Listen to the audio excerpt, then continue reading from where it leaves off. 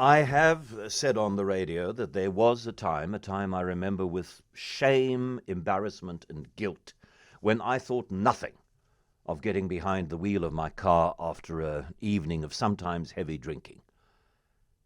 And thank goodness nothing ever happened to me. Thank goodness I never caused injury or death to myself or other people. I never had an accident. I was lucky enough never to be caught, because there were times when I was so much over the legal limit that I probably would have gone to jail, with who knows what consequences for my future and for my family. But I just took a decision quite a few years ago that I was no longer going to do that, and I stick to that. If I want to drink, then I make sure that I make arrangements which allow me to go with a responsible driver or with an e-hailing app.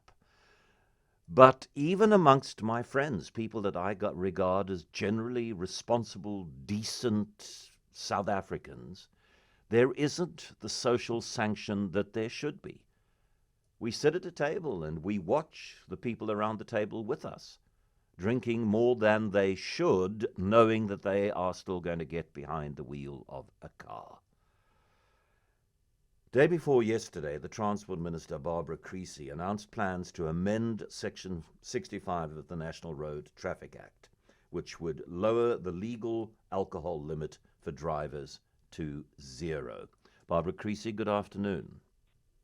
Good afternoon, John, and greetings to your listeners. This has been talked about, debated, put forward, rejected, I think quite a few times over the last 30-odd years that I've been broadcasting on CapeTalk. This time you're serious. This time you really are going to push this through Parliament.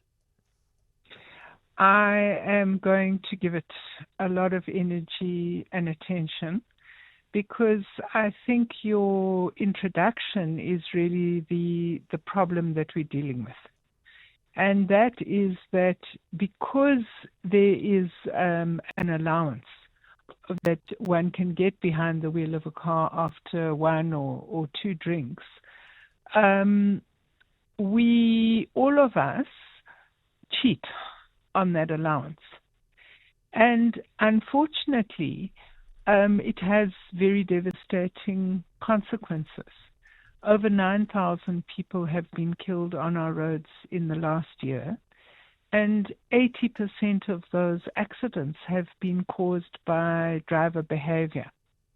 Now, driver behavior is a euphemism for speeding, drunken driving, and reckless driving, and often all three of those go together. In the most recent festive season, 43% of deaths occurred between the 15th of December and the 28th of December. And most of those accidents didn't occur on the major arterial routes where people were traveling home or traveling to their holiday destinations. They occurred on secondary routes, a lot of them in cities, and they occurred between 7 p.m. in the evening and 1 o'clock in the morning. And I think what those statistics tell us is that these are accidents after partying. They are very, very tragic accidents, because a lot of these accidents are what's called single vehicle overturns. So you have an accident with yourself. Others of them are head-on collisions. And then, of course, there is the accident with a pedestrian and a hit-and-run accident. And, okay, I mean, there is no doubt that it is a very serious problem. I think some of those people who still get behind the wheel of a car when they've had too much to drink kind of understand that they're doing wrong, but they go ahead and do it anyway. And because I have decided to obey the law, I can't sit here on my chair in the radio studio and preach about the necessity to be a law-abiding citizen when I'm breaking the law myself. At the moment, I will have a glass of wine. If I'm going out for dinner and I'm planning to drive, I'll have a glass of wine with dinner, only one. If I'm going to be 6-7 hours at a social gathering, I might have something when I arrive and something just before I leave. I'm not sure whether that's going to put me over the limit, but that seems to me safe in terms of what the science says. And so if Section 65 is amended, then I won't drink anything.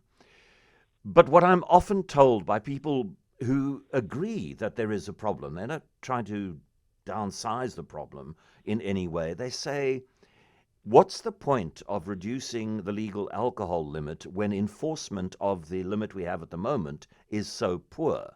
You're not going to change anything if all you do is drop the limit to zero. If law enforcement continues to be as ineffective and occasional as it is at the moment, you're not going to change those terrible statistics which are motivating you to do what you do. I agree, John.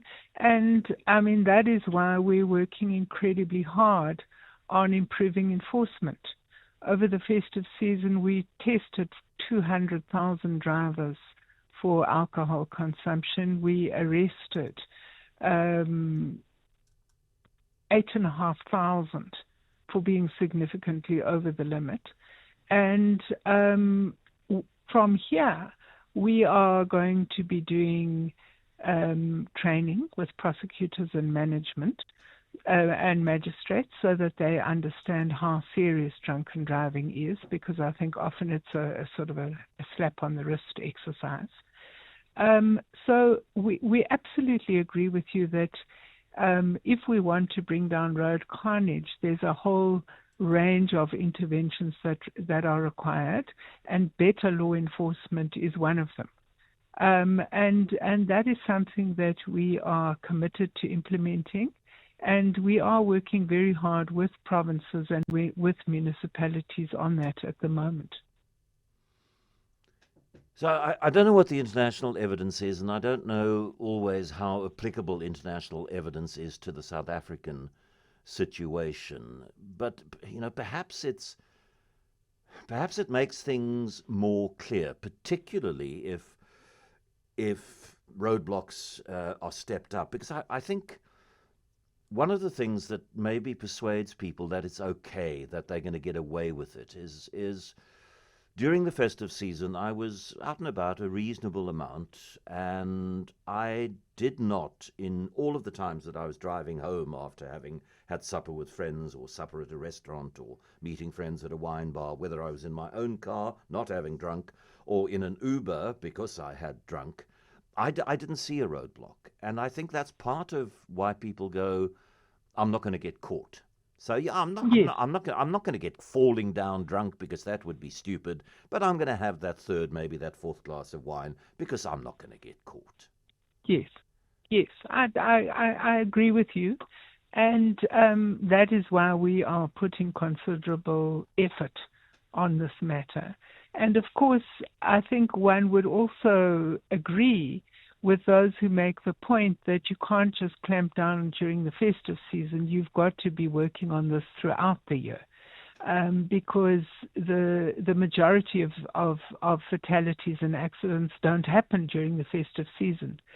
So I would be the first to say that we've got an enormous amount of work to do to correct enforcement activities, and we are working very actively on this at the moment. Two questions from listeners. One of the questions comes from several listeners, and it's about access to courts. The forensic services clogged, and if you're doing blood alcohol, it might take some time to get those results and then get a court date. You did mention that you were starting to work with prosecutors, which suggests that this is an issue of which you are aware. Where I'm learning from is my previous portfolio, where we worked on wildlife crime. And in that portfolio, what we learned is that if you wanted stiff sentences for rhino poachers, you had to explain to prosecutors and magistrates why this was a serious crime that affects the economy and tourism and so on and so forth.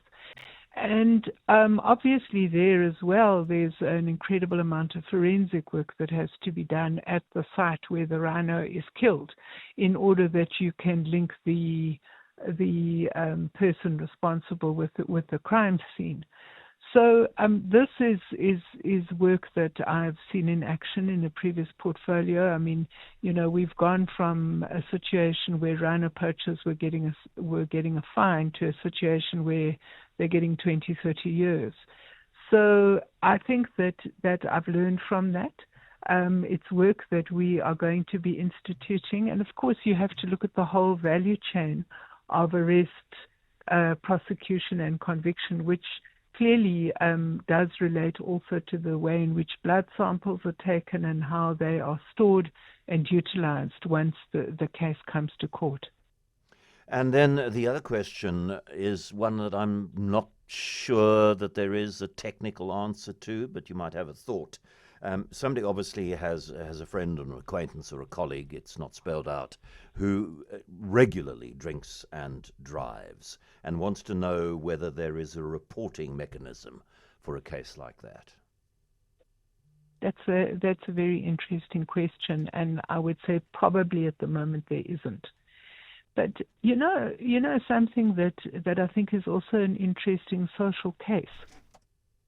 If you remember when it was declared that smoking couldn't happen in public, everybody said, you'll never enforce this. I mean, the truth of the matter is that nobody lights up in restaurants, in theaters, or in any other public place anymore.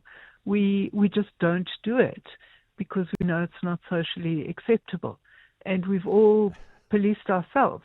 Yeah, So or turn to vapes, because unfortunately I see a lot of people vaping in restaurants. They try to yes, hide it, yes, but it's clear that what they do. Yes, yes.